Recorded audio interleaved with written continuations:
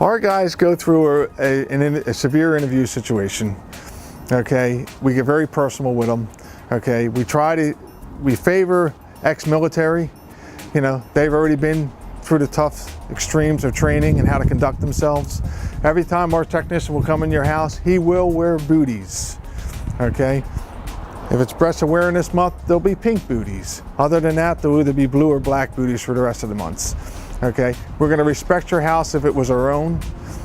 We're going to keep it clean, and the area that we're working in will be cleaner when we leave than when we arrived.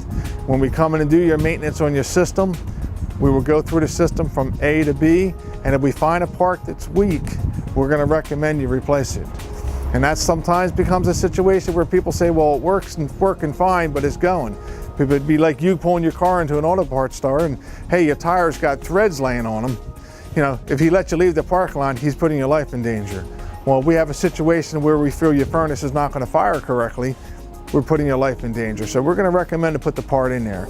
We're not out just to sell you parts. We're out to give you a problem-free season, whether it's heating or air conditioning situation. We want to